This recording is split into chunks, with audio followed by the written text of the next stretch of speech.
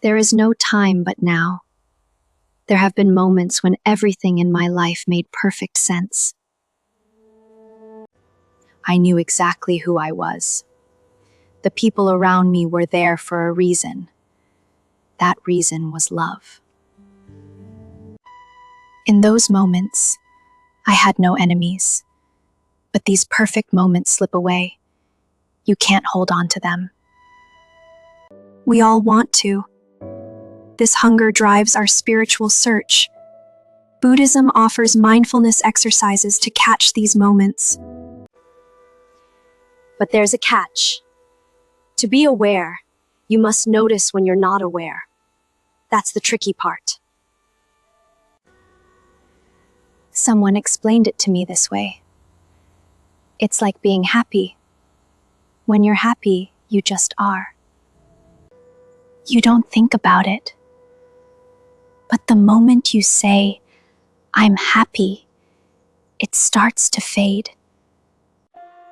Mindfulness means catching the present moment without words or thought. Easy to describe, hard to do.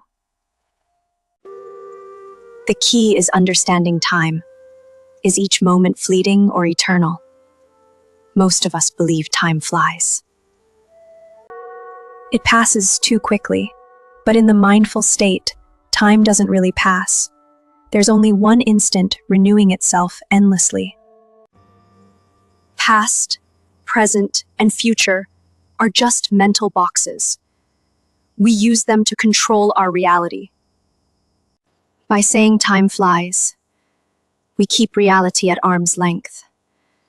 Many books tell us to live in the present moment. There's good reason for this.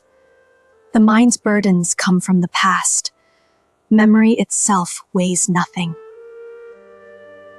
The now is actually the disappearance of time as a burden. When that burden lifts, you're free. You're no longer weighed down by past or future. You've found the mindful state. What makes time a burden is ourselves. We've convinced ourselves that experience builds over time. Listen to these familiar phrases. I'm older. I know better. I've been around the block. Listen to the voice of experience. These make a virtue of just hanging around. We all know the truth. Carrying a heavy suitcase of time makes people gray. Living in the present means dropping that suitcase. But how? In one reality, the only time is now. The trick is living now as forever. Think about a river. Time is like that river, deep and broad. The surface current is fast and restless. Most people live there. Their version of now is whatever must be done right now. Time equals action. When they exhaust themselves, they try to slow down, but it's harder than expected. Life brings new problems, obsessions, circular thinking, racing depression. These are disorders of time. Tagore wrote, "We're too poor to be late. We race through life frantically." But here's what you find at the finish line. You discover you always had time. You always had eternity. Our minds struggle to adjust when we're conditioned to misuse time. An obsessive person panics by the clock. There's barely enough time for anything. Psychologists have discovered something interesting. Low self-esteem triggers hundreds of negative words per hour. Words like lazy, stupid, worthless, failure. They repeat endlessly, seeking relief, but finding none. Circular thinking is related but involves more steps. The logic traps people. Someone feels unlovable.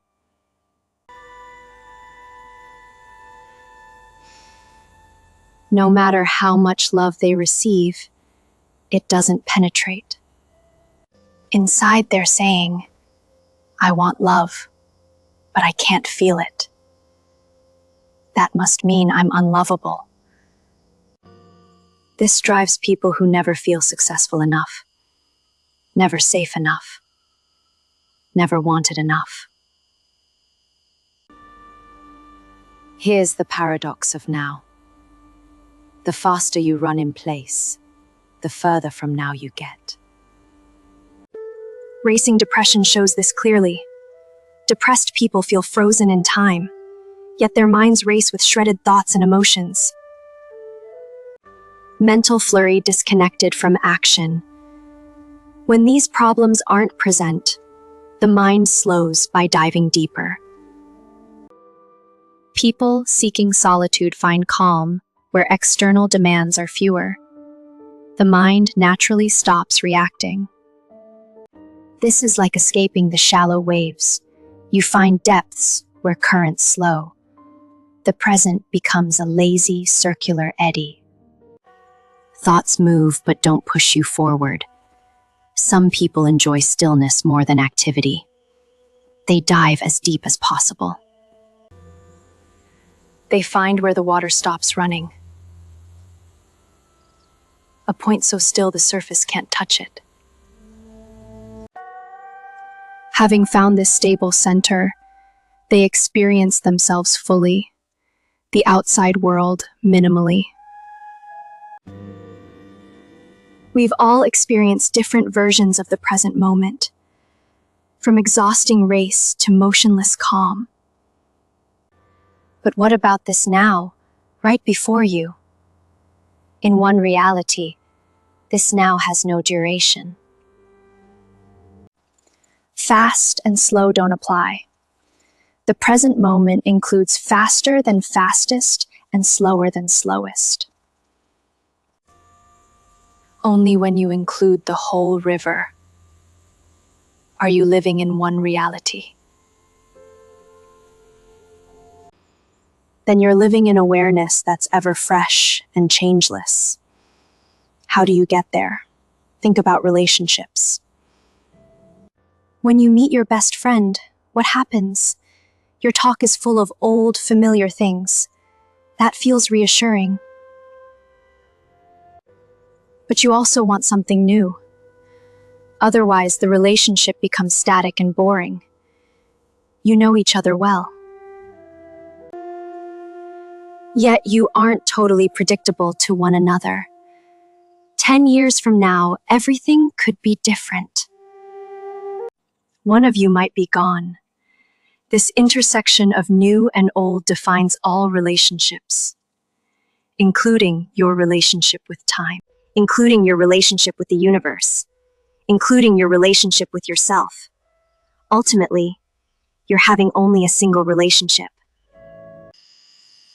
As you evolve, the universe evolves.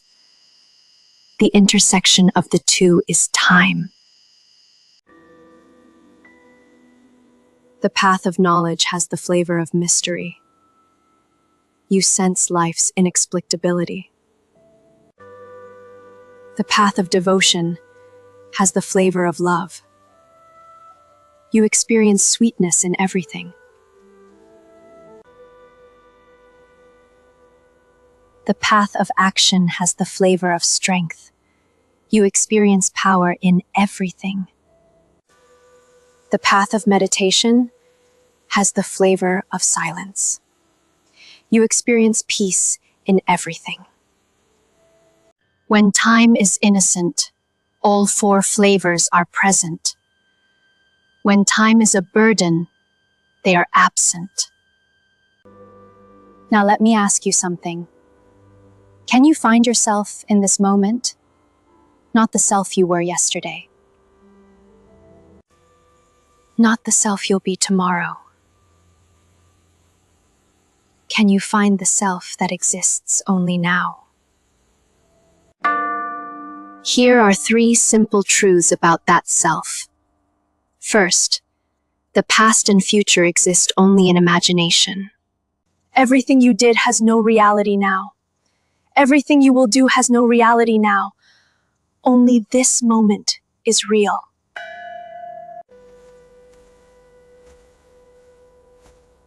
Second, the body you once called yourself isn't who you are anymore. The mind you once called yourself isn't who you are anymore. You step out of them easily, without effort. Both are temporary patterns. The universe took them for an instant before moving on. Third, your actual self manifests as thoughts, emotions, and sensations, passing across awareness. You recognize them as the meeting point between change and timelessness. You see yourself as exactly that. When you find yourself in the present moment, there's nothing to do. The river of time is allowed to flow. You experience the eddies and currents.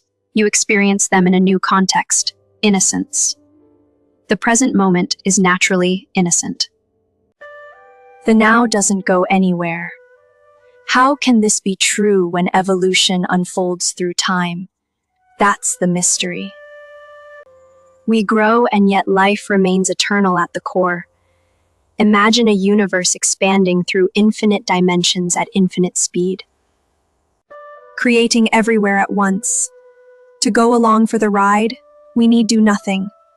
We remain absolutely still. Now, how should you use time? The best use of time reconnects you to your being. The misuse moves you away. There's always enough time to evolve. You and the universe unfold together. Considered how you relate to time. Do you believe you're pressed for time? Never enough hours in the day? Do you work hard for everything? Is that your road to success? Or do you consider yourself lucky? Do things sometimes fall into place?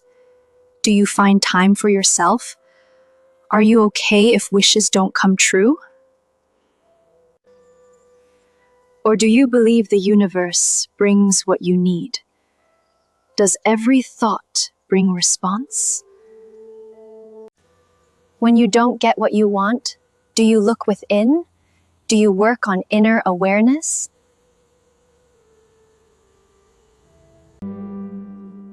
These represent 3 stages of personal evolution. Most people fall into one category. Many find it hard to believe there's any reality beyond hard work and determination. But once you glimpse that wishes can come true without struggle, something shifts. You can resolve to move to a new stage of growth. Growth happens through awareness. You can change your relationship to time today. Here's how. Let time unfold for you. Remember, there's always enough time. Follow your own rhythm. Don't misuse time through procrastination and delay. Don't fear what time brings in the future. Don't regret what time brought in the past. Stop racing against the clock. Try one of these resolves today. See how it changes your reality. Time isn't demanding, though we act like the clock rules our existence. Wow. Time is meant to unfold according to your needs and wants. It will start to do that when you give up one belief, the belief that time is in charge. The truth? You are in charge of time. Time serves you, not the other way around. When you drop the suitcase of past and future, you discover something remarkable. This moment, right now, contains everything you need. It always has. It always will. There is no time but now, and now is eternal.